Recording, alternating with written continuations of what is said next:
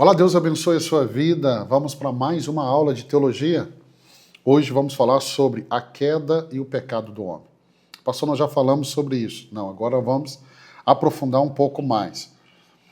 O objetivo dessa aula é levar você a compreender o evento da queda do homem, as consequências, o que isso gerou na natureza, ok?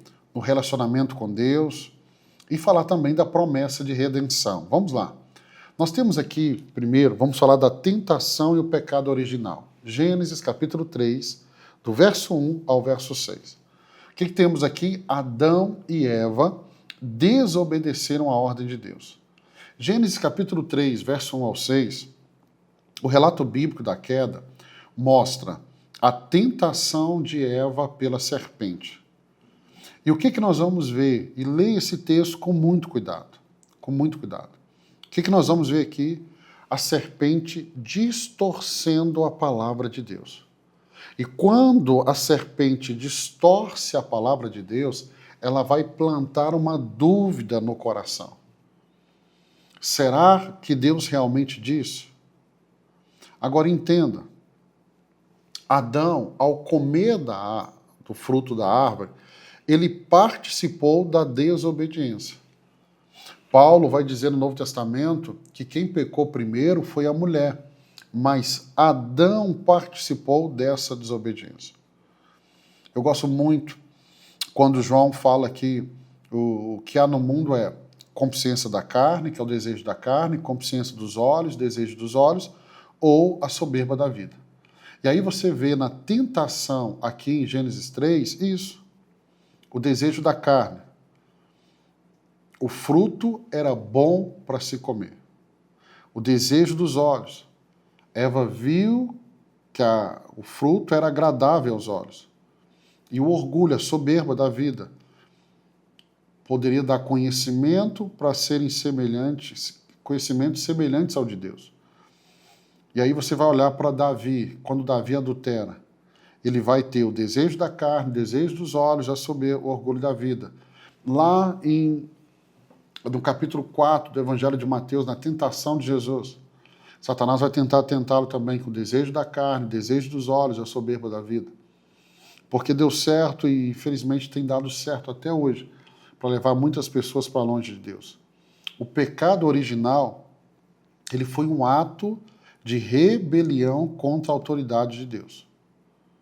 Então, entenda, aquele momento de comer da árvore do conhecimento do bem e do mal, foi um ato de rebelião contra a autoridade de Deus. Deus falou, não coma, não coma. E vemos na mulher, vemos neles o desejo, a vontade de ser independente de Deus. Então Adão e Eva optaram por confiar em suas próprias percepções do que em obedecer a palavra clara de Deus. Deixa eu repetir isso. Adão e Eva escolheram, né? Optaram por confiar muito mais na percepção deles do que obedecer a palavra clara de Deus. E quantas pessoas têm feito isso hoje? Irmãos, por isso que eu ensinei para você que essa palavra é a palavra de Deus. Confia nela, não na sua percepção, não na sua percepção. Miller, no seu livro, ele vai dizer, no seu livro, falando sobre o propósito, sobre vocação, seu livro Vocação, onde ele fala tanto de propósito, ele fala que a tentação ali e a queda representaram a quebra de propósito. Quando o homem caiu, quebrou o propósito. Por quê? Porque o homem foi criado para glorificar a Deus, mas ele escolheu desviar-se para buscar sua glória própria. E aí Miller destaca que o pecado original é, no fundo, uma rejeição ao chamado divino. Uma rejeição ao chamado divino. Então tome muito cuidado, porque questionar a palavra de Deus, se afastar da palavra de Deus é muito perigoso. Quais são as consequências do pecado? Primeiro, separação de Deus, corrupção da natureza humana, morte física e morte espiritual. Romanos 5,12, portanto, assim como o pecado entrou no mundo por um só homem, qual que é o nome dele? Adão. E pelo pecado, a morte, assim também a morte veio a todos os homens, porque todos pecaram. Então, o que o pecado original trouxe? Separação de Deus. Adão e Eva vão ser expulsos do Éden, simbolizando o quê? A perda da comunhão direta com Deus. O que vamos ter? A morte espiritual. Por quê? Porque a quebra da comunhão com Deus resultou em uma alienação espiritual. Nós vamos ter a morte física. A quebra da comunhão com Deus, irmãos, faz com que o homem perca a imortalidade. A morte se tornou uma realidade universal. Nós temos a corrupção em toda a criação. O mundo natural também foi afetado. E ele está sujeito à decadência e sofrimento. Wayne Grudem vai dizer, e ele explica que o pecado trouxe corrupção a toda a natureza humana. Vai afetar mente, emoções, vontade, corpo. Embora a imagem de Deus no homem não tenha sido destruída, ela foi profundamente distorcida. Profundamente.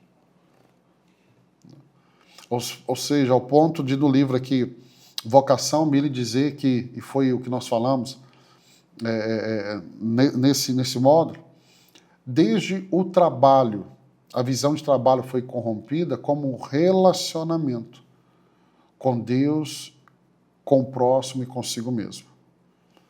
E aí nós temos o estado decaído da humanidade. E aí vamos ver a total depravação. E essa incapacidade de salvar-se por si mesmo. Não tem como.